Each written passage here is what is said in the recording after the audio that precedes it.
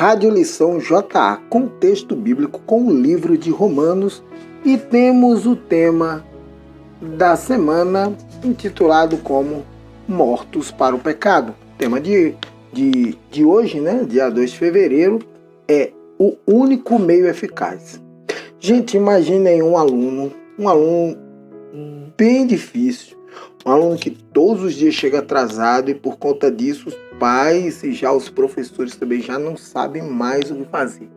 E aí acontece de uma pessoa ter uma ideia fantástica, porque ao invés de punir o aluno pelo seu atraso, por que a gente não o premia por ele chegar em tempo? Por que não premiamos o aluno por ser pontual? E essa foi a ideia de uma professora chamada Peggy Piper, que é citada na lição. Interessante que ela diz o seguinte: esses brindes para esse aluno seriam frases de efeito como ótimo trabalho, que bom que você chegou pontualmente, você é um aluno exemplar e tal. E quando ele conseguisse juntar 10 desses cartões, ele poderia trocar por um prêmio.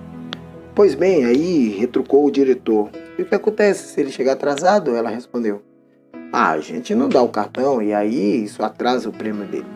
Pois bem, a graça ela pode fazer o que a lei é incapaz de fazer. Basicamente é o que acontece ou o que aconteceu com esse aluno.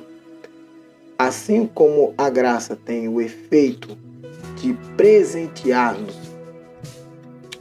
a lei não tem essa possibilidade de fazer, e assim o único meio eficaz para a salvação é a graça. Porque o pecado não terá domínio sobre você, pois vocês não estão debaixo da lei, e sim da graça. A graça pode nos libertar do domínio do pecado e do modo que a lei jamais conseguiria.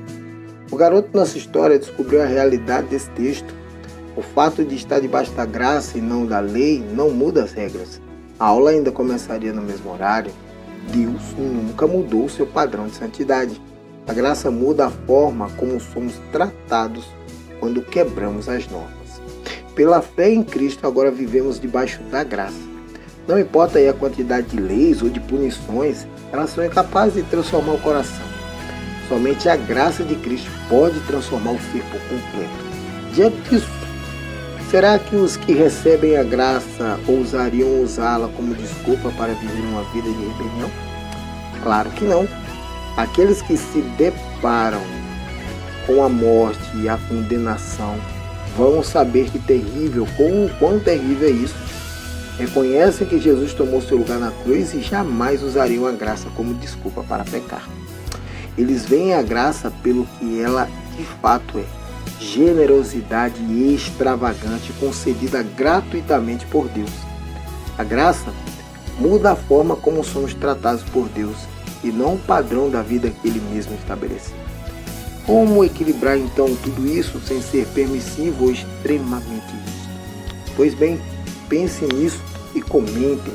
Deixe aí o seu joinha, compartilhe com outras pessoas, faça dessa lição a sua lição pela manhã, ou pela tarde, ou pela noite, quando você estiver de bicicleta, você bota o seu fone de ouvido. E ter um espírito de gratidão faz com que a gente compreenda a graça de uma forma mais completa. Por isso, oremos. Querido Deus, amado Pai, muito obrigado, Senhor, porque nós não somos tratados como merecíamos. E o Senhor, com a Tua graça, nos dá a proteção que precisamos para olhar fixamente aos olhos do Mestre e trilhar o caminho dele, em nome de Jesus. Amém. Boa noite, bom dia, boa tarde e até amanhã.